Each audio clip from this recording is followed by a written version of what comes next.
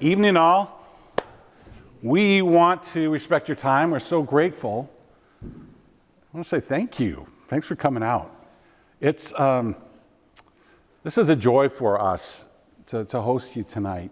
You know, my name is Patrick Ping. I'm the CEO of Hubbard. I've been here for 20 years and 32 years in senior care. And my dream was to try to have an influence on senior care, the industry. And for the first 12 years, I fumbled and I thought I was discouraged at the options, the things that were, you know, the way that we were treating people with dementia in our world. And but I knew I had this fire in my belly. You know, I had I'd done some small things, but it's like, is this possible to change?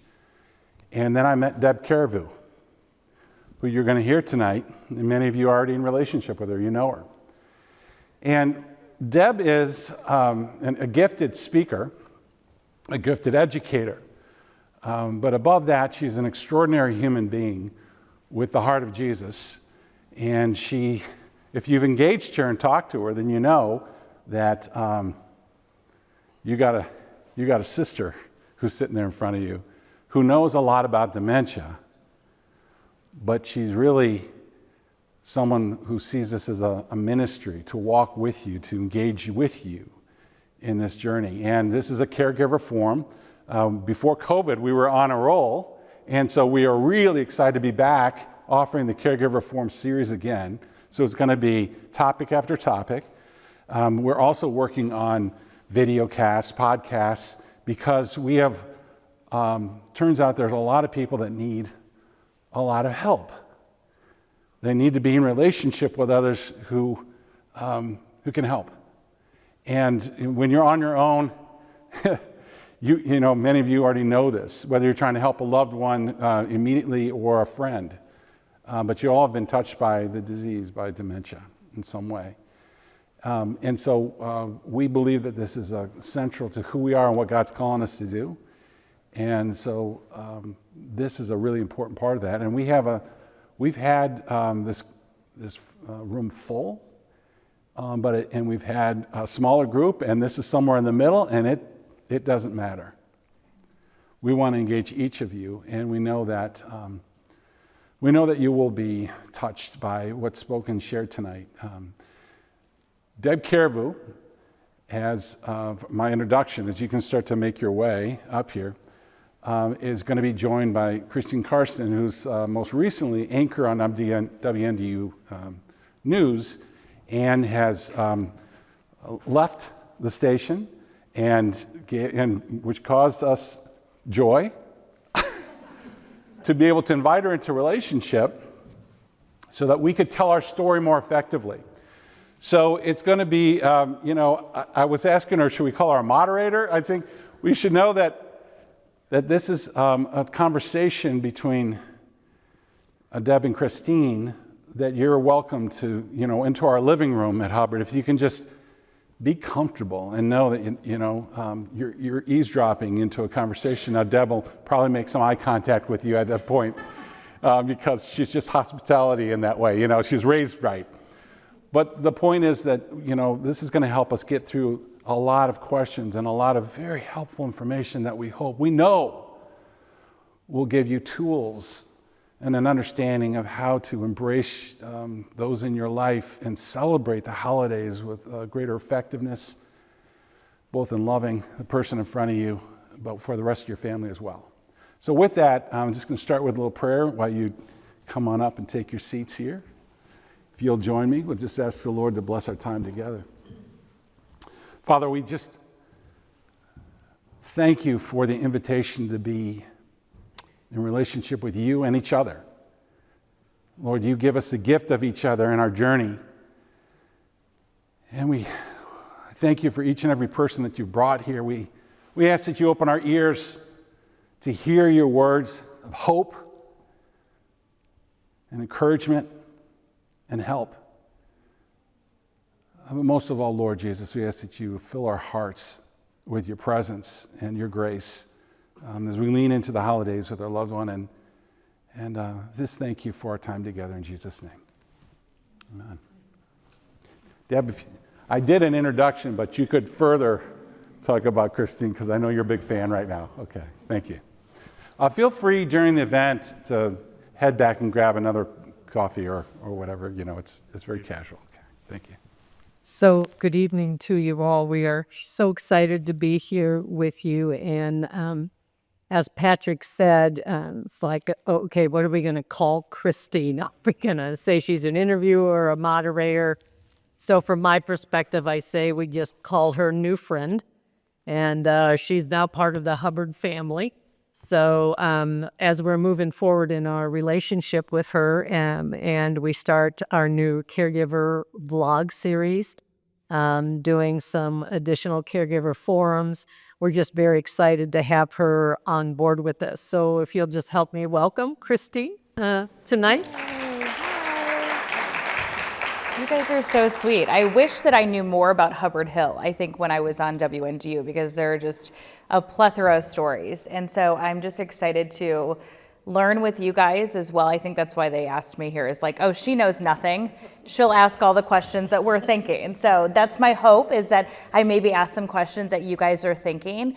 And it's really just opened my eyes. And I'm so happy to be a part of this. I had no idea what my next step would be. I left to be with my baby. And then my husband, who's been helping out here, was like, hey, I got someone you got to meet. And now our relationship has started. And I'm just really excited to go along for the ride. So I think what I've just been hearing from Deb so much is that this affects so many people. And there's just not a great resource and outlet to help you. And I kept saying to her, this is kind of like my journey with my kid and being a new mom. When you are entering this world, there's no manual. It's like, hi, where are the YouTube tutorials? Where's the TikTok I can follow? I have no idea how to do this.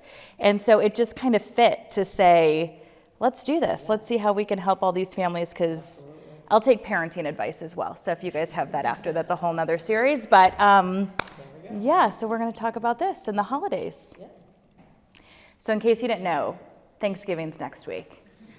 Yikes, right? So we're talking about surviving the holidays, which in general, who gets anxiety for the holidays in general, right? Like there's so many things you need to follow. It's like, my parents are divorced, whose house am I going to? There's all this stress, and now add dementia, and that is just overwhelming at times. So can you enjoy the holidays with someone who has dementia, whether you're caring for them or it's a family member? Yeah, absolutely you can. The biggest key to success when you're caring for a loved one with dementia is to understand the impact that the holidays, the stress of the holidays, the hurriedness, the busyness of the holidays, what kind of an impact that has on your loved one living with dementia. Some of the biggest challenges for individuals living with dementia during the holiday season is, as you all know, it's a very chaotic, busy time, lots of people in and out, perhaps people they haven't seen for a long period of time. People with dementia are extremely sensitive to being overstimulated by too much noise, too much chaos, too much busyness. They just don't deal well with a lot of stuff and a lot of people. So it really is, yes, you can truly have incredible moments of joy during the holiday season, but it takes a lot of planning and preparation to do that. Yeah, I mean, I know that you asked me, we got some questions we're going to follow, but I'm going to kind of go off the cuff a little bit too, so I apologize. But it just seems like if I'm the caregiver and I'm walking with my family member through this, it's like, how do you prepare everybody else? You know, you've been living this, but how do you kind of get everybody where you are? Yeah, great question. So one of the things that's going to be really important, particularly if you have people coming for the holidays, there are people who do not live in your reality day to day, who don't really have a good understanding or concept of what your loved one is experiencing. It's extremely important that you have conversations with those people in advance of their visit, whether that be a Zoom call, a phone call, a face-to-face visit. But it's really important that you prepare people to understand what's happening with your loved one, what kinds of things have changed, even doing something as simple as sending a photograph, a recent photograph, if they've not seen that person in a long period of time. I remember I had an aunt who came during the holidays when we were caring for my dad with dementia, and he, over the course of his disease process, had gotten really frail and lost a lot of weight and that kind of thing. And I remember, my mom didn't really talk to her or prepare her about what my dad was going to look like when he got in. Wow. And I remember we were all sitting around the kitchen table, and she walked in, and her response was, "Oh my God, Dick, what's happened to you?" Oh my God. Oh my God. So it can be a real shock to people if, she hadn't seen him face to face for probably 3 years. So it's really important that you talk to people and you let people know well in advance kind of what's going on. The other thing that's really important is, because I remember there's been periods of time when people had just drilled my dad over and over and said, "Well, you remember me? Well, you remember when we did this? You remember when we went here? You remember we..." Yeah. And no, they don't, So it's really important that you talk to people about what's happening with your loved one, and help people understand where they're at in the journey, and help people understand that this is about their disease, not them as individual people. And it's really trying to help educate people about what to expect. Yeah. Kind of circling back to the challenges. I guess these are all kind of challenges as you brace yourself for the holidays. We kind of talked a little bit about busy crowds and noise, and how do you minimize that? We love to talk loud in the Karsten O'Connor household. There's just a bunch going on. How do you kind of make it a quieter, more comfortable zone without taking away the excitement of family gathering? Yeah, great. So one of the things that's going to be extremely important as you're preparing and planning for your holidays when you're caring for a loved one with dementia is to try to ask yourself, first of all, what can you cut out? What can you do without this year? What can you live without this year? Your focus needs to start shifting and changing. I tell people all the time that this is a very life-changing kind of process, but it doesn't have to rob us of those moments of joy as long as we can understand and adapt accordingly to how we create those successful moments.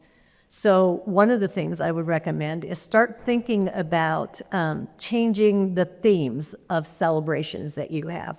So, for example, if you've always had a really large family gathering for dinner late in the evening, start to think about your loved one with dementia and talk about, okay, if my person really struggles later in the day, if they start experiencing what we call sundowning and having a harder time at night and the later in the day it gets, then try to think about doing a luncheon or a brunch with family. Start thinking about, instead of having gatherings of 25 people, maybe you can do 2 or 3 smaller gatherings with 5 or 6 people at a time, 2 or 3 people at a time, and start simplifying, cutting back, decreasing the amount of stimulation for the loved one that you're going to be celebrating with. Because for them, it really is about the experience and what that experience is going to feel like for them and whether or not they're going to be comfortable. If it's too much noise, too much chaos, too many people they don't know, they're not going to be able to follow, they're not going to be able to understand, they're going to get frustrated, you're going to end up with people who are going to be agitated, and it just starts to escalate. Totally. So it really is about adjusting and recreating those moments on a smaller scale. And really ask yourself, give yourself permission to say no. As a caregiver, you're already dealing with a lot of stress, a lot of burden on yourself. So it really is about starting to give yourself permission to say, it's okay, you don't have to go to every celebration. You don't have to go to every party. Start to think about creating special experiences versus volume of things. It's about those moments versus the stuff. Yeah. It's hard for me a little bit because as you're saying that, I'm thinking, okay, we got it, like the smaller groups, changing this, changing that, but there's so many memories associated with the holidays, traditions, like, oh my gosh, my mother loved the Jell-O mold candy cane. You could not stop her from the jelly mold, right? This was her thing. It just had to be, okay? But aside from the food, you know, some people have the traditions of the big gathering. It's hard to break away because hello. I showered. You want to still have that. And if it's your parent who you're looking after, you want to almost feel like you're carrying those traditions on. But it sounds like you may have to change that, and that could be really hard. Yeah, it is difficult, but especially if you've had certain traditions and things you've done year after year after year.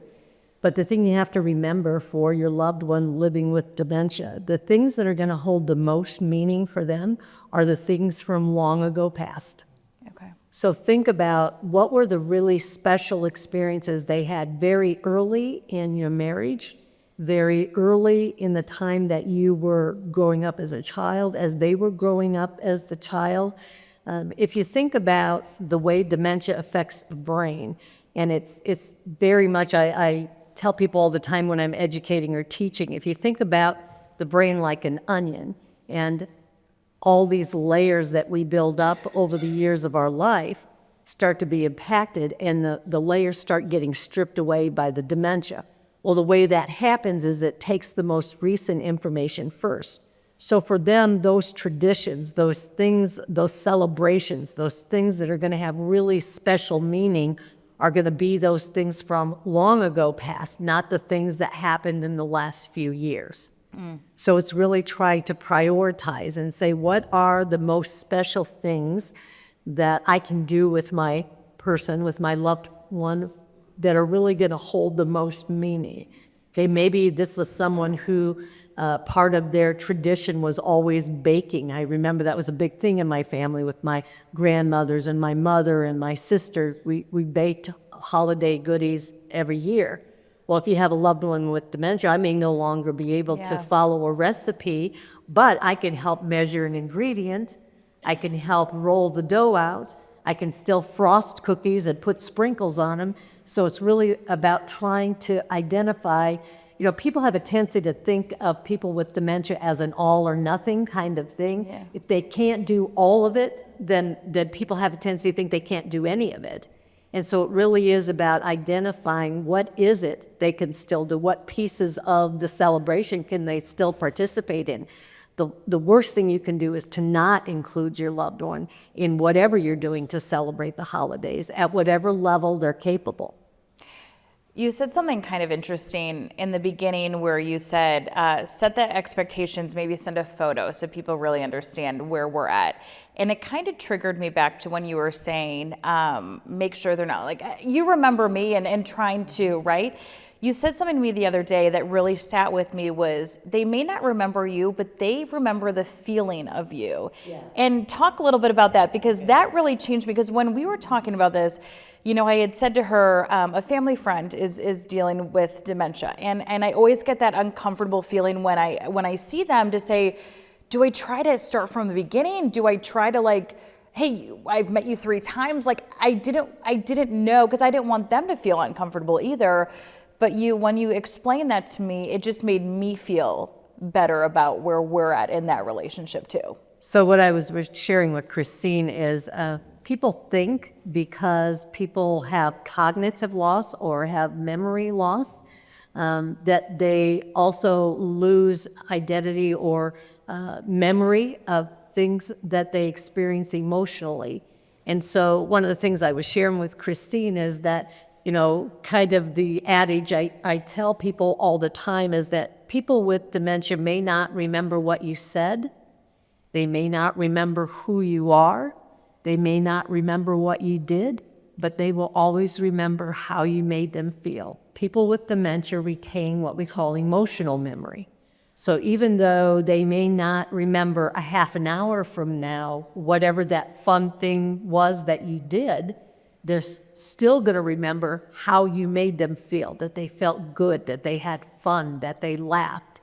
And so that's what we're talking about when we're talking about creating moments of joy during your holiday season. What you're trying to do is create those emotional connections for people where they will retain that sense of happiness and joy and celebration, even though they may not remember that they frosted cookies with you. The other thing we talk about all the time in preparation is talk to your loved one with dementia about who the people are that you're going to be spending time with. If you have photo albums, if you have pictures, if you have videos, things that you can sit down and look at and review together before those people come to visit, that's going to make your loved one much more comfortable with that process. And again, try to remember to keep the gathering small and share with them photos, memories, videos, whatever you might have in small doses just prior to the time that you're going to have the visit with those people, so that they have some level of awareness and emotional connection to the people that you're going to be spending time with. While I was kind of waiting around to start, I was hearing some conversations, and I thought, I need to bring this up. I don't know if I'm going to hit it right on the head, but it was a conversation of kind of getting the significant other on the same level with this. And it's already challenging enough, right? When you're trying to prepare, you're telling your spouse to like, please clean this or go shower, and it's like, that's not happening. But there can be kind of a rift between spouses as they're trying to do this, as they're trying to get on the same page. What advice would you have for those who maybe one is more in the thick of it, whereas the other maybe not so much, and maybe there's a disagreement with plans? How do you have that conversation with your significant other?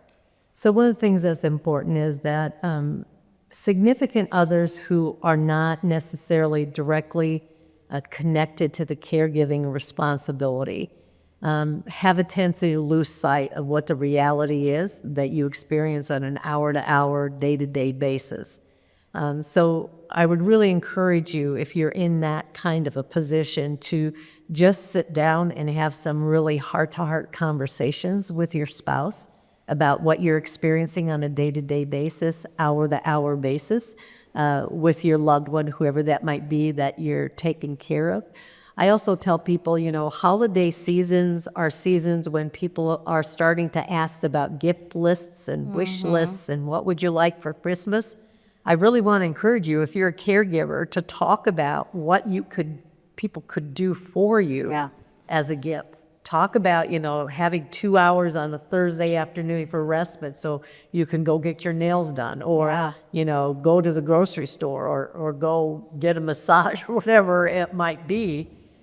Think about, when you're talking to other people about gifts, share with people what those things are that you feel like you could really use that would be beneficial to you. Yeah.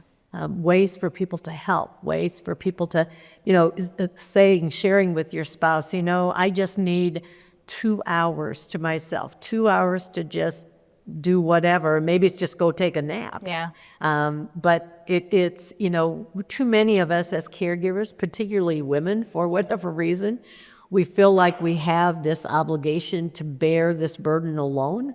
And, whether we're a wife or a daughter, a son or a husband, there's so many times that we get caught up in, if I can't do this all by myself, somehow I'm inadequate, I'm not enough, I don't love enough.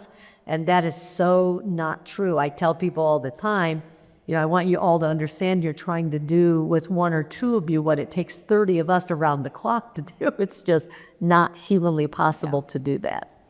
I feel like we're talking so much about, obviously, the challenges, right? Because we need to address the challenges. But when you talk about the challenges, then you start questioning, okay, will I actually be able to enjoy the holidays, right? That's how we're here. We not only want to survive the holidays, but you want to thrive in them. You want to enjoy them. So let's talk a little bit about that. It sounds like it's just a lot of managing your expectations. Yeah, it is managing expectations. And it is starting to understand what you could manage as well as what you can manage with your loved one.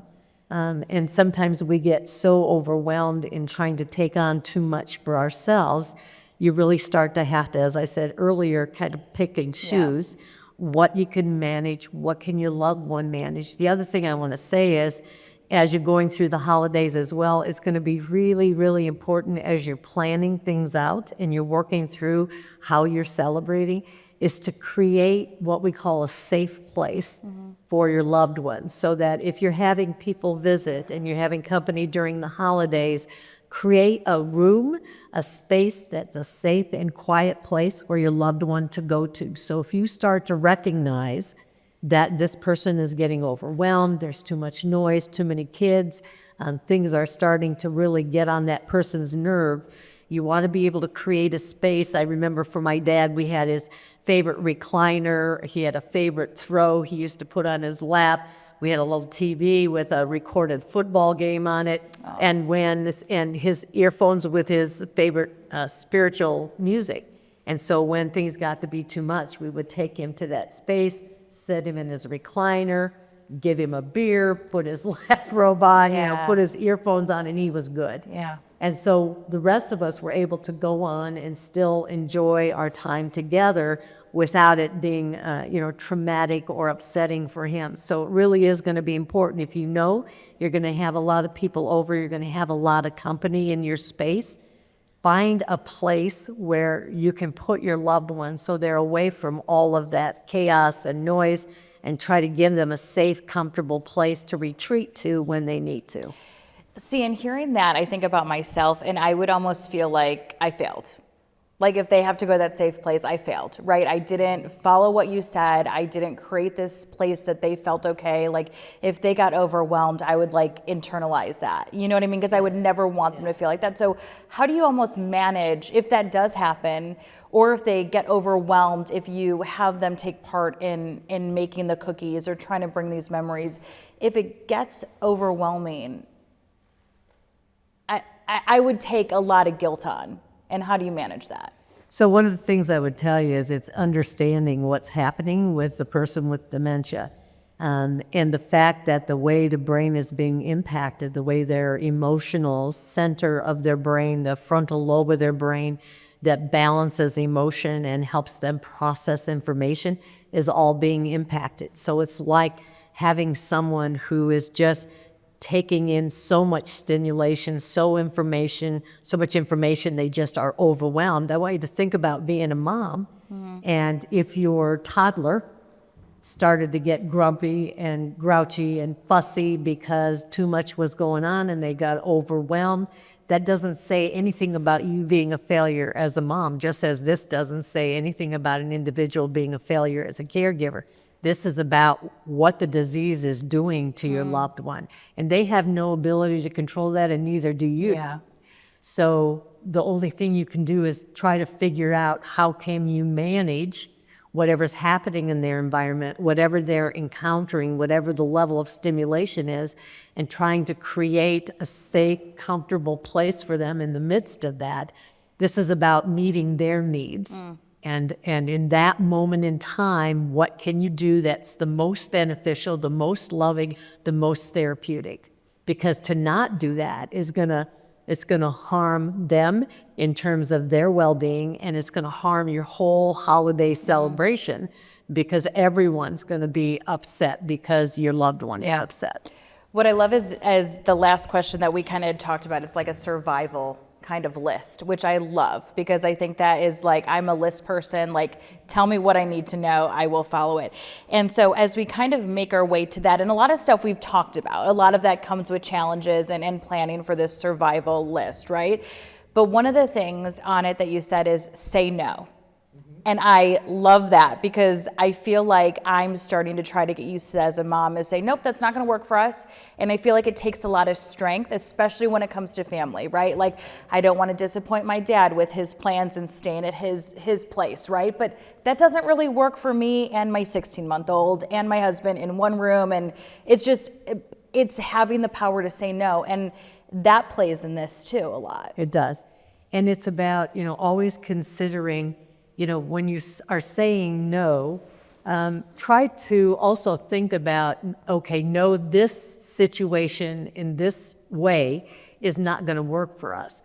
So come back around and say, but is there a way that we can make this kind of time with someone work for us? So maybe it means, no, we can't come to your house with 15 other people, but we would love to have you and your husband come and decorate cookies with us, or let's watch our favorite holiday movie. Again, remember what I said, it's going to be those old, traditional, long ago kinds of things. So popping popcorn and watching White Christmas, or, Yeah. singing Christmas carols, or even just doing something simple like sitting and wrapping gifts. I remember my dad loved to wrap gifts. And after a while, we ran out of gifts. We were just giving him empty boxes. I love that. to wrap Yeah. because he loved to wrap. That made him feel so helpful to Yeah. my mom. So it's trying to find those things that you can do. The other thing while we're talking about gifts, I just want to bring up the point of how important it is to not keep your loved one from participating in gift giving. I remember I had a friend whose mom was living in a healthcare facility, and family came to visit her over the holidays, and they brought wrapped gifts to her. And they brought them and they set them, and they kept trying to get her to open, and she kept saying she didn't want to open them. She didn't want to open them, and she finally started to cry, and she got up and left the room, and she was gone for a long period of time. And when she finally came back, she came back with all these items, personal items, out of her room and her bathroom that she took and wrapped in toilet paper and gave them out to the family. And it all boiled down to the fact that she felt bad about accepting gifts or participating in gifts when she didn't have gifts to give other people.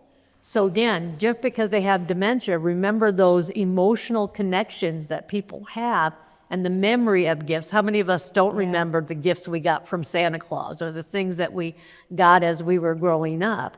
So, even if it's a handmade gift, maybe it's a plate of cookies that your loved one frosted that they could wrap and give to someone, but don't not give them the opportunity to give gifts if that's something that's always been important to them. It doesn't have to be big and it doesn't have to be lavish, but they want to give gifts just like they, appreciate receiving them. But for many, many individuals that it's not going to work for them to just accept and not give.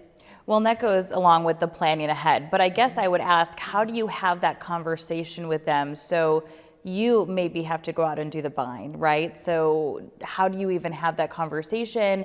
And then let's say it's a month out from Christmas, how do you kind of circle back the day of and have that conversation again to say, hey, don't forget, this is what we're giving. That kind of feels a little muddy at times. So, in this day and age, shopping online is a great option. So I know one of the things we did when we were picking out gifts for my mom, we had my dad sitting with us looking at a computer screen, and we were pulling up dresses, because he wanted to get her a dress. So, he helped us pick it out and all that stuff.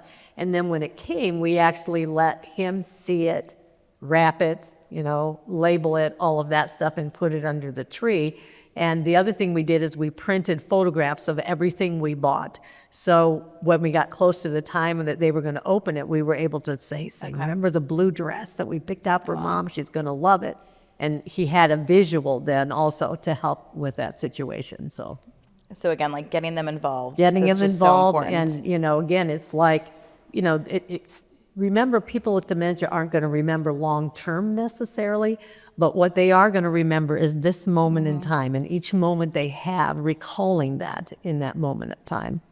A couple things that you kind of said, unless you want to add to it, I just want to kind of go back through. So we have that survival list, right? So plan ahead, say no. And along with say no, we have moments of joy versus everywhere doing everything. And that's kind of nice, though, to calm down the holidays, to be able to now pick and choose and say what is really going to have the most impact. Picking those things that are going to have the most emotional impact for your loved one. Because remember, it's not going to be cognitive memory necessarily. It's going to be emotional memory. Yeah.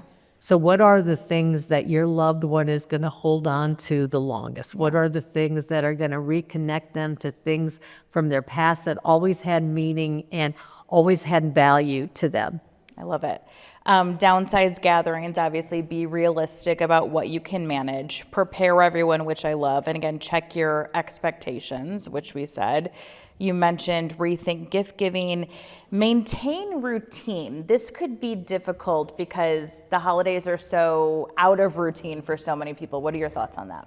So when you're trying to celebrate the holidays, it's going to be really important. People with dementia need consistency. They need routine. So try to get people up at the same time every day, keeping them in the routine of eating normally, doing things like trying to restrict sugar and caffeine intake during the holidays, which is a challenge for all of us, let alone Yes. folks with dementia. But sugar and caffeine have a direct impact on people with dementia and will escalate hyperactivity in the brain. It will trigger electronic firing in different areas of the brain. It will cause people to be more anxious, can have a lot of depression following a sugar crash. So just be really mindful about what the caffeine intake looks like and what their sugar intake looks like. You mentioned kind of that quiet, safe zone, which makes a lot of sense. You have on there too, shorten the to-do list. Is this for them? No, or this is can for it be for you as That's well? for you. Yeah. So it's for you as a caregiver. Okay. You know, we all at the holidays have this whole, roster of Yes. things that we think we need to do. So this is about being kind to yourself as well. So when you look at that to-do list, ask yourself, what are the things that only I can do, or what are the things that only I really need to do, versus what are the things that either cannot be done and we'll be okay with that, or what are the things we can ask other people to help with. I love this because this is so hard to do. Ask for help, take breaks. So it's really easy during the busy time of the holidays to get caught up in just running, doing.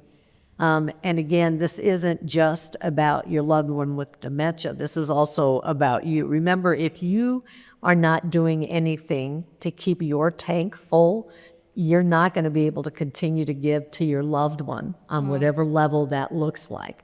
So it's going to be really, really important that you're sleeping, that you're eating well, that you're taking breaks from the busyness of the holiday.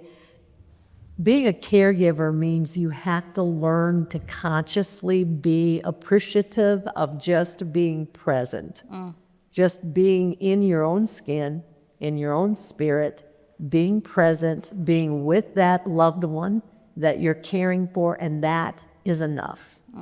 Sometimes we feel like when we're a caregiver that we have to be doing something for that person all the time. And sometimes all they need from you is to just be present and to be loving, to be patient, and to just be there.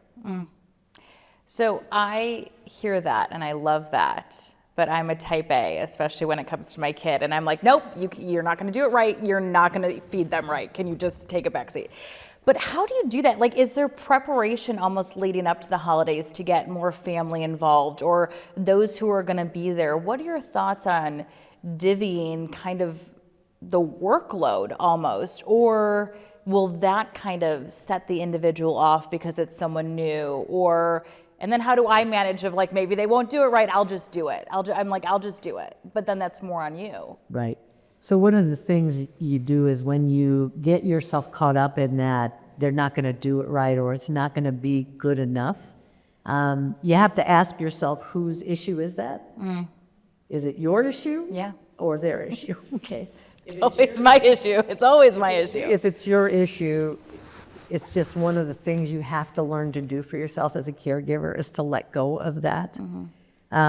When we talked earlier about this is all planning and preparing in advance. So when you look at that to-do list, it's about going through that and asking yourself, what are the things that I feel like are most important for me to do or to do with my loved one? And what are the things that I can start to ask other people to do for us? Yeah. Okay? And doing that well in advance.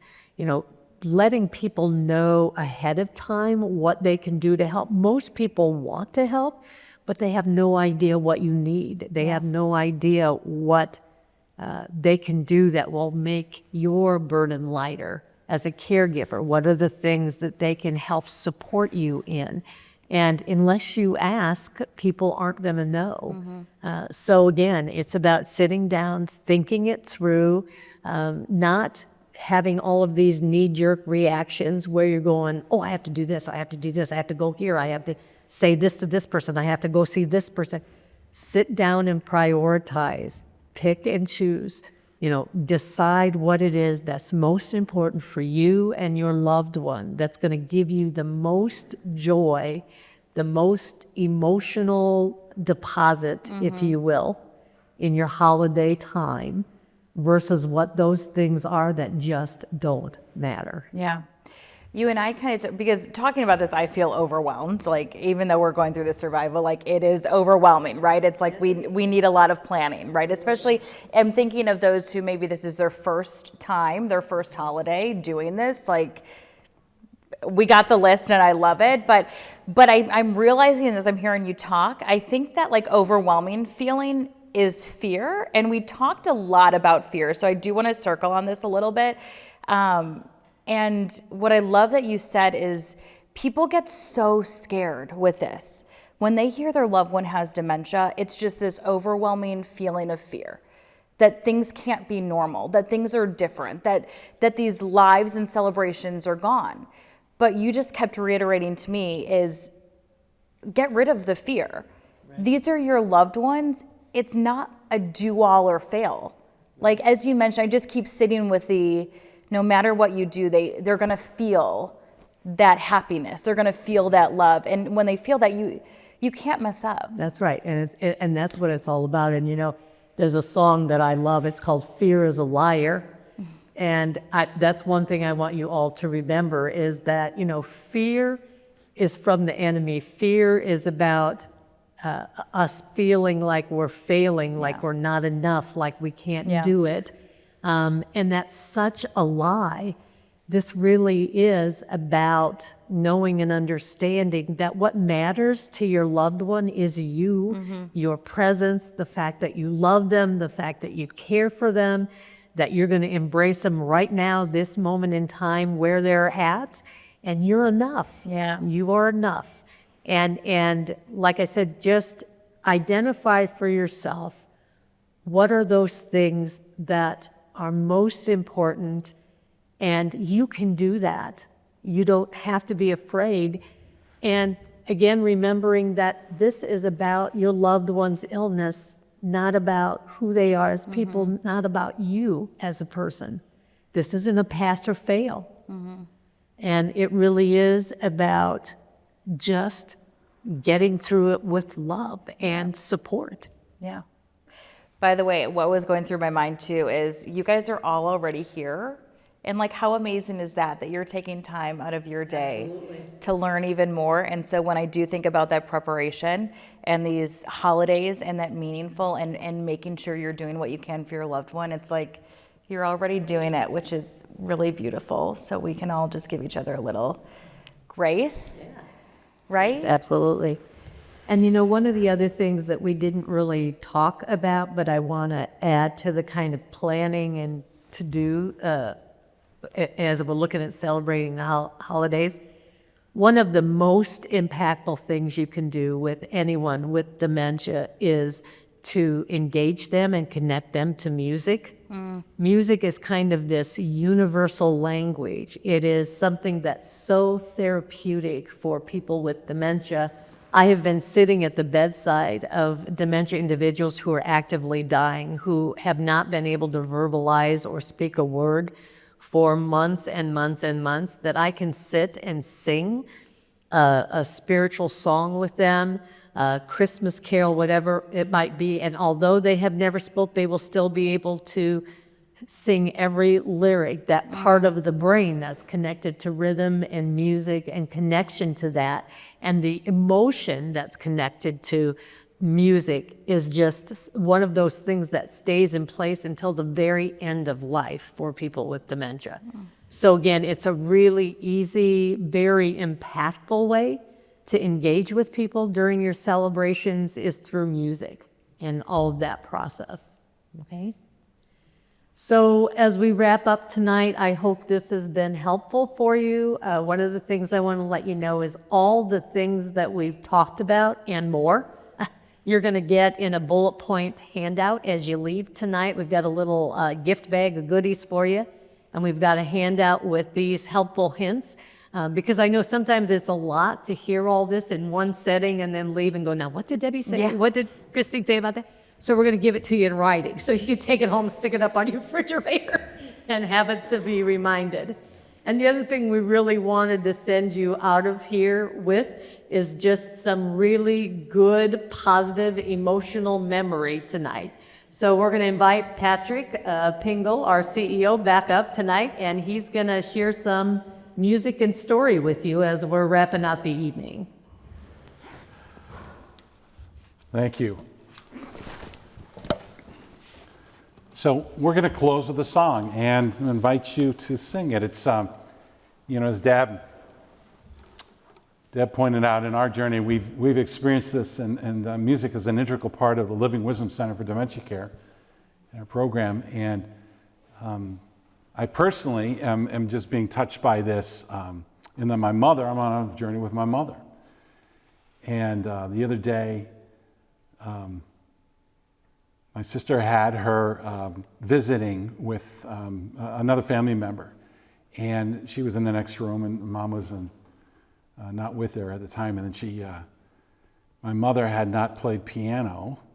She had played her whole life. She had taught lessons, and she had not played piano for many years. And she found the piano, and so she sent all of us siblings a video.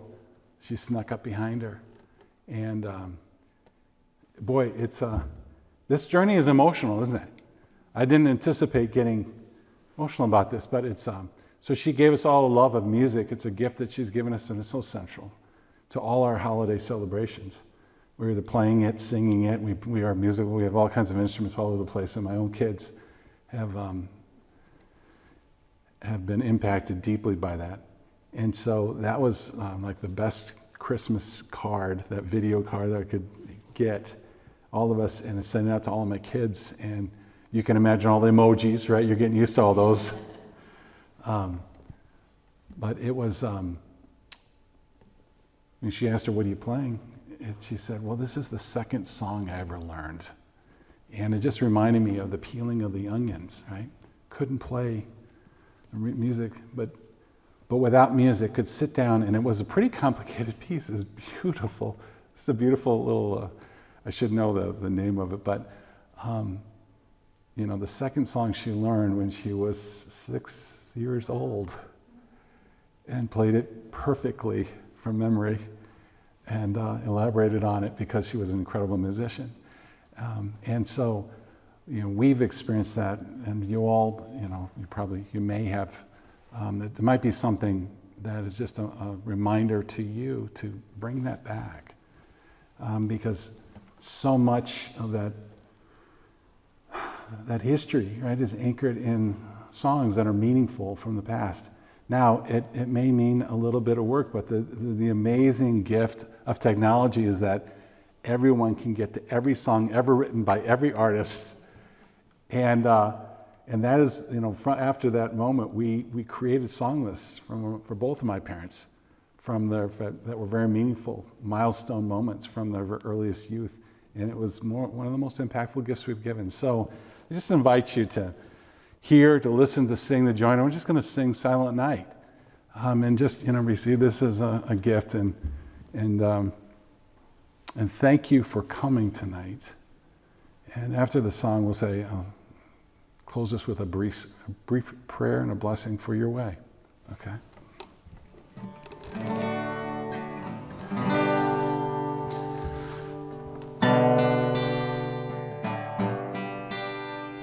Silent night, holy night, all is calm, all is bright, round yon virgin mother and child, holy infant so tender and mild, sleep in heavenly peace, sleep in heavenly. Sing one more verse.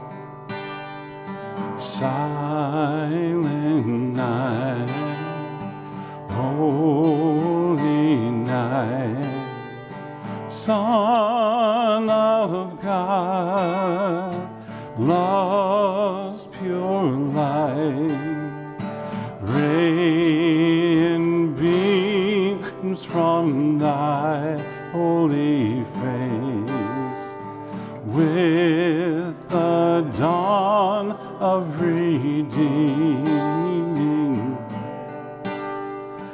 Jesus, Lord, thy birth, Jesus, Lord, at thy birth. Lord, thank you for our time together. Thank you for moving our hearts, for filling us with words of hope, life, words of love. Lord, words that we would lean on as we go through these holidays. We ask you to recall them as you lead us in loving each other and loving those in our lives, Lord, who are struggling with this disease. Lord, fill our hearts, our homes, our relationships. Be present with us and let us always be reminded that you're with us always, and that will never, ever change for a moment. We trust in you, Lord. In Jesus' name.